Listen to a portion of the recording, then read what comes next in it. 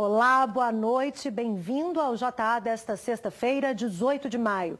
Para quem sonha em ter um imóvel, começou hoje o Feirão da Casa Própria.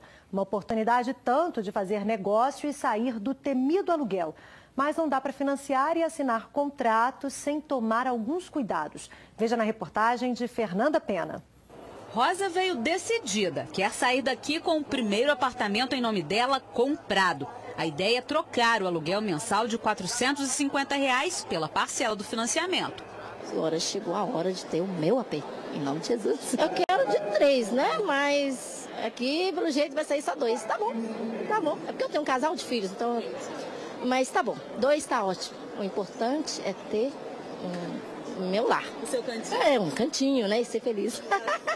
Pelos corredores, as oportunidades para fechar negócios são muitas. A concorrência logo ao lado facilita a negociação das condições de compra de um dos 13 mil imóveis novos e 600 usados à venda por 60 diferentes empreendimentos.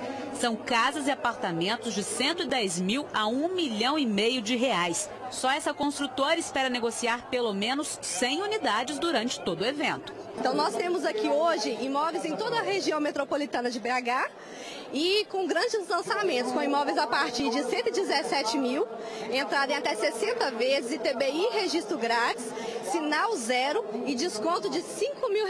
E se achar o imóvel que procura, é só levar a documentação para solicitar o crédito para financiamento com um banco ali mesmo. A taxa de juros este ano caiu 1,25 pontos percentuais ao ano. E se uma pessoa, ao financiar R$300 mil em 30 anos, com essa redução, ele tem uma economia no bolso de R$50 mil. Este ano nós temos 82,1 bilhões de reais para aplicar no crédito imobiliário. E somente aqui no feirão há um incremento de 12% nessas vendas até o final do ano e representa aqui neste feirão mais de 900 milhões de reais. Mas quem sonha com a casa própria também tem que ter alguns cuidados para não entrar num pesadelo. Seja o imóvel novo, usado, pronto para morar ou na planta. Se você for requerer um financiamento, está planejado financeiramente, se você conseguir dar uma boa entrada na hora de fazer o financiamento, se você vai trocar moeda no seu orçamento, não vai agregar um custo hoje, talvez eu pago um aluguel e esse valor de aluguel eu consigo pagar uma prestação, é um bom negócio. Imóveis usados, normalmente no feirão são aqueles vendidos em leilão. São imóveis de antigos mutuários, alguém que comprou na emoção, não conseguiu pagar e perdeu o imóvel. Então, na maioria dos casos, eles estão ocupados. Você comprando esse imóvel, você vai tratar do despejo e dos custos inerentes a essa situação. Uma outra coisa que o consumidor tem que ficar atento aqui. Tudo por escrito. Tudo que for prometido, vou isentar um imposto, vou isentar uma taxa de condomínio, vou te conceder a documentação, tudo por escrito porque faz parte do contrato. O Feirão Caixa da Casa Própria vai até o dia 20 de maio no Expo Minas aqui em BH. Sábado, das 10 da manhã às 8 da noite e no domingo, das 10 às 6 da noite. Polícia Civil conclui que falha no compressor de freios foi o que causou o acidente com o ônibus da linha 305 na região do Barreiro, em Belo Horizonte. A tragédia, que aconteceu na terça-feira de carnaval, matou 5 pessoas e deixou 18 feridas. O inquérito levou 3 meses para ser concluído. Laudos periciais foram anexados ao processo, que investigou as circunstâncias do acidente em que 5 pessoas morreram, incluindo o motorista, e outras 18 ficaram feridas. A investigação da Delegacia Especializada em Acidentes com Veículos descartou totalmente qualquer responsabilidade do motorista ou falha humana. O ônibus, que rodou na margem dos 60 km por hora durante todo o período, chegou a 100 km por hora no momento do acidente. De acordo com os delegados, houve falha mecânica. O compressor dos freios estava desgastado. O chefe da divisão afirma que foram feitos vários testes e que eles apontaram 3 defeitos no coletivo. O mais grave provocou o acidente. A única peça que realmente demonstrou uma falha por um desgaste e que causou o acidente é um compressor responsável pela pressão de ar né, que estava abaixo daquele necessário para que o ônibus freasse, entendeu? Existiram alguns outros detalhes, como a alternância dos freios traseiros e dianteiros que estavam em ordem incorreta, mas que não modificariam a questão do acidente, não causariam o acidente.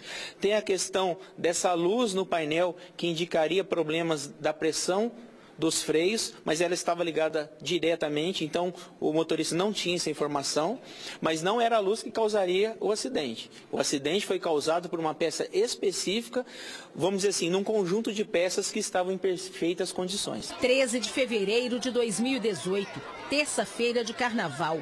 O ônibus da linha 305, estação Mangueiras Diamante, desceu esta rua desgovernado e caiu num córrego. Na época, várias hipóteses foram levantadas, até que o motorista tivesse tentado suicídio. Não houve suicídio, não houve falha física, ou ele passou mal, teve um mal súbito, de forma nenhuma. Apesar do veículo ter apresentado defeito anterior no mesmo dia, segundo o relato de uma testemunha que consta dos autos, o delegado responsável pelo inquérito diz que a empresa não pode ser criminalizada pelo acidente e que cabe agora à família das vítimas ou às vítimas sobreviventes buscarem a justiça na área civil, caso tenham interesse numa indenização. As famílias, elas têm na mão agora um elemento principal para buscar uma indenização, uma reparação, porque de fato a responsabilidade é da empresa.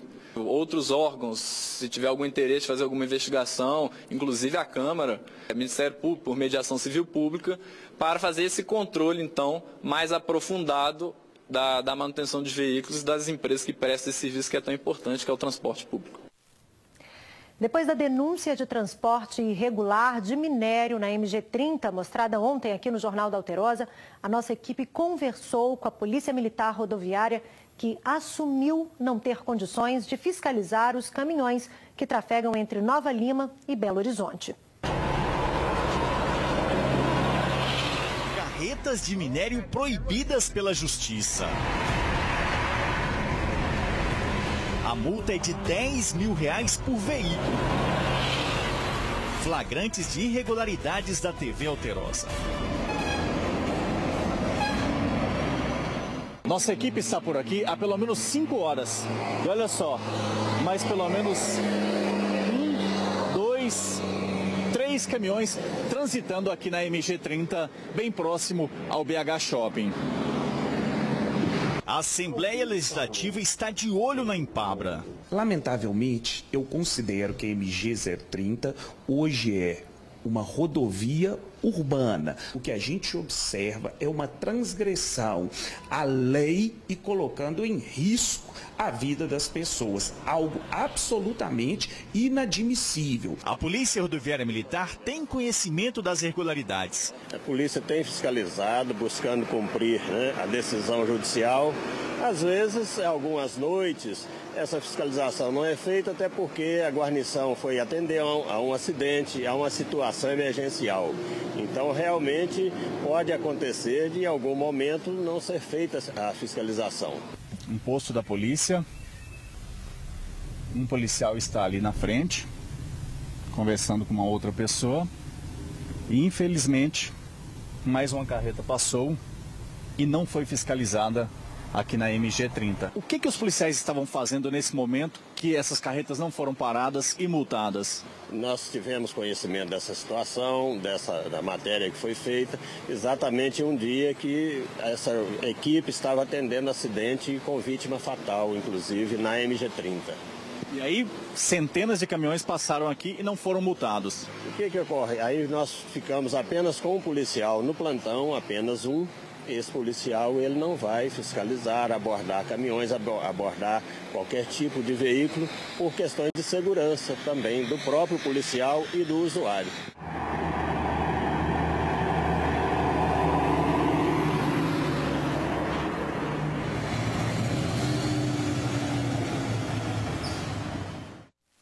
A mineradora Empabra admitiu que usa a MG30. Em nota, a empresa informou que tenta dialogar com moradores da região e retomar o tráfego das carretas na rodovia de integração em Rio Acima, onde hoje o trânsito é proibido. Já o Ministério Público informou que está fechando o cerco à mineradora para o cumprimento da lei. Um incêndio destruiu uma casa no bairro Inconfidência, na região noroeste de BH, nessa manhã. A causa teria sido um celular que pegou fogo enquanto carregava em cima da cama. 2 idosos, mãe e filho, que estavam no imóvel, foram levados para o hospital depois de inalar muita fumaça. Móveis, documentos, eletrodomésticos. Nem a imagem de um santo escapou. A destruição, provocada por um incêndio, assustou os moradores. Agora, o mais surpreendente: o fogo foi causado por um celular. Segundo meu tio, que mora aqui com minha avó, deixou o telefone carregando. Quando ele foi ao banheiro e voltou, começou a pegar fogo na cama, no colchão e não teve jeito mais. Na hora do incêndio estavam na casa Adelaide Rodrigues Ribeiro, de 94 anos, e Sebastião Ribeiro Sobrinho, de 75. Eles inalaram a fumaça e foram socorridos pelo SAMU. Praticamente toda a casa foi consumida pelo fogo. Nem o telhado resistiu. Mesmo depois do trabalho dos bombeiros, ainda era possível ver um pequeno foco do incêndio. Uma equipe da Defesa Civil esteve no local para avaliar os riscos. E assim que avaliar, eles vão dar a definição pra gente o que fazer, que eu acho que vai ser demolir. Agora é reconstruir, né? Começar de novo. Uma mulher foi assassinada pelo ex-marido nesta manhã no bairro João Pinheiro, na região noroeste da capital. Este é o 5º caso de feminicídio em BH e região metropolitana somente nesta semana.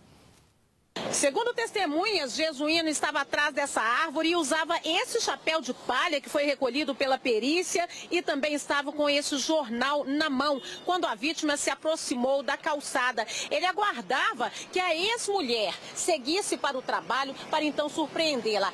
Aqui, ela levou facadas nas costas e acabou morrendo antes de ser socorrida. Jesuíno Cesário Franco e a mulher viveram juntos por mais de 20 anos, mas as constantes agressões levaram Aureni Andrade de Souza a pedir a separação, que aconteceu há 2 meses. Dia 1º de abril eu levei ela na delegacia da mulher, entendeu? Da Lei da Penha, né, no Barro Preto, para abrir a ocorrência. Ela abriu a ocorrência de distância, né? Medida protetiva, entendeu? E eu fiz uma ocorrência contra ele também. Pouco antes de ser assassinada, Aureni postou no Facebook um trecho de uma letra de música gravada por Almir Sater. Não sabia que bem perto de casa, o homem responsável por muitas lágrimas da doméstica ainda provocaria outras. Ele não tinha coragem de trabalhar, quem sustentava ele a vida inteira foi ela, né? Criou os filhos, aí ela cansou.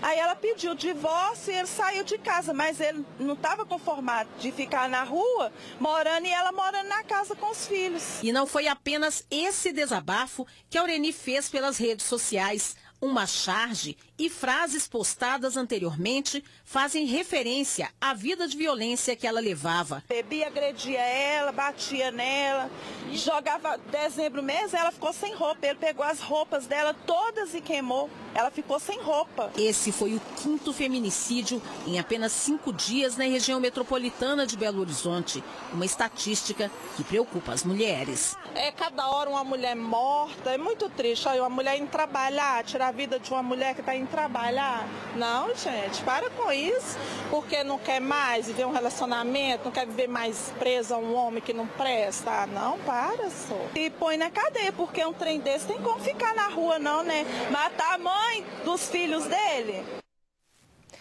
Está internado no Hospital João 23, aqui em Belo Horizonte, o detento que cumpre pena no presídio de Formiga, no centro-oeste do estado. O homem passou mal depois de engolir 5 celulares e 2 carregadores. Segundo a Polícia Militar, o detento estava com fortes dores na barriga e sentia náuseas e vômito. Ele foi levado para a unidade de pronto atendimento de Formiga e confessou para a equipe médica que tinha engolido 5 celulares e 2 carregadores. O preso tinha saído do presídio no benefício do Dia das Mães e antes de retornar, engoliu os objetos. Devido à gravidade da situação, ele foi transferido para o Hospital João 23, em Belo Horizonte. 2 homens foram presos com mais de 200 quilos de drogas na Serra, região centro-sul da capital. De acordo com a Polícia Militar, as barras de maconha e a pedra de crack estavam escondidas em um local de difícil acesso em meio a um matagal próximo ao Parque das Mangabeiras. Os policiais chegaram ao esconderijo depois de 3 semanas de buscas. Com os presos, a polícia ainda apreendeu 2 armas. Veja agora como fica o tempo nesse fim de semana em todo o estado.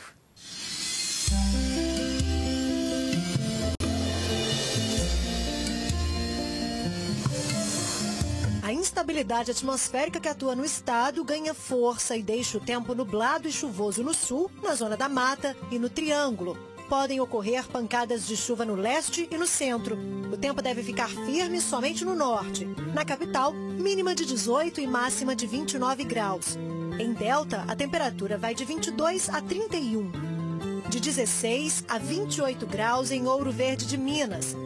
Fica entre 17 e 27 em Ribeirão Vermelho. E em Montes Claros, mínima de 18 e máxima de 30 graus. Hoje, dia 18 de maio, é o Dia Nacional de Combate ao Abuso e Exploração Sexual de Crianças e Adolescentes. No Brasil, a cada 3 meninas de até 18 anos, ao menos uma sofre abuso sexual. Em Divinópolis, no centro-oeste do estado, e na cidade de Bicas, na zona da Mata, centenas de pessoas saíram às ruas em passeatas contra a pedofilia. Centenas de pessoas lotaram a Praça da Catedral em Divinópolis na concentração da 10ª edição da caminhada Todos contra a Pedofilia. A banda da Polícia Militar também participou das atividades. 18 de maio é marcado como Dia Nacional de Combate ao Abuso e Exploração Sexual de Crianças e Adolescentes. Estudantes e entidades percorreram as principais ruas do centro da cidade para chamar a atenção para o tema. No Brasil, a cada 3 meninas de até 18 anos, pelo menos uma sofre abusos sexuais. Centenas de pessoas saíram pelas ruas de Bicas na 4ª edição da passeata Todos contra a Pedofilia. A mobilização envolveu desde alunos até os órgãos responsáveis pelo combate e atendimento aos casos de abuso contra crianças. O pedófilo ele não tem uma cara estampada, não tem um perfil, né? Qualquer pessoa pode ser pedófilo e por isso a necessidade de estar informando crianças e adolescentes, né? Mantendo elas informadas para saber quando acontecer algum tipo de abuso, procurar autoridades, procurar o professor, procurar a mãe, o pai. Os participantes prepararam diversos materiais para esse dia. O assunto é muito importante. Dados da Polícia Civil apontam que de janeiro de 2017 a abril de 2018 foram 308 casos de pedofilia em Juiz de Fora e região. Na média, são quase 20 casos por mês e quase 80% das vítimas são menores de 12 anos. A criança ela vai ter o comportamento dela alterado, ela vai ser uma criança que vai procurar mais isolamento, ela vai ter insônia, o comportamento dela na aprendizagem vai ser alterado, ela vai ser uma criança mais triste e muitas vezes ela sofre porque ela se considera a culpada. E logo depois do intervalo... Magia, as maravilhas que você sempre sonhou, vai ter suspense.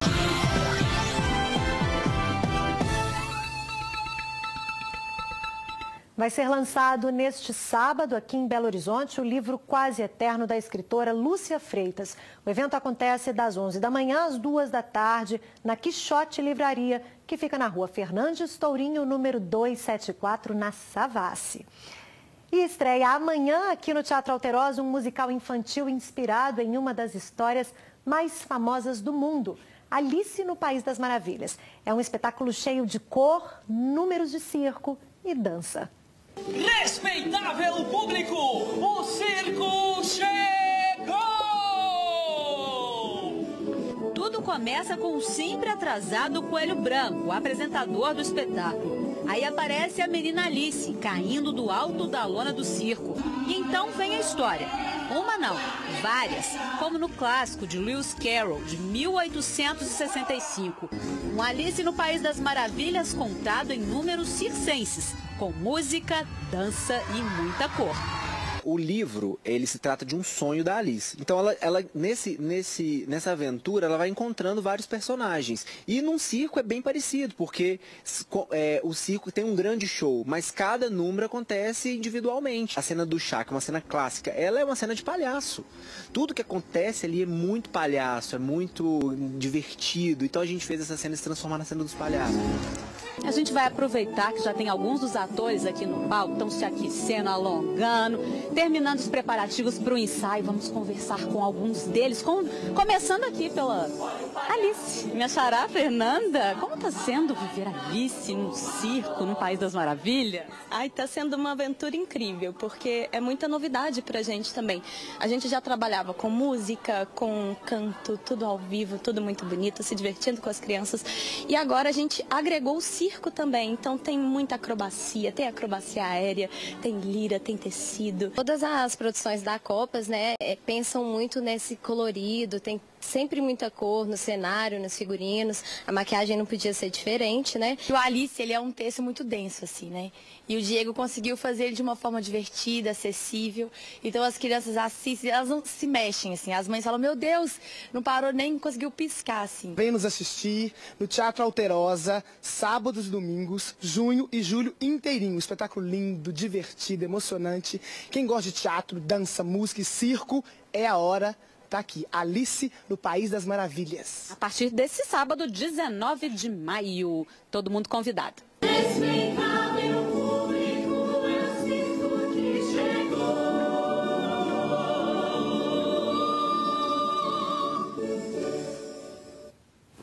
O JA termina aqui. Obrigada pela companhia durante toda a semana. Eu estou de volta na segunda, a partir de 7h15. Boa noite para você e até lá. Tchau.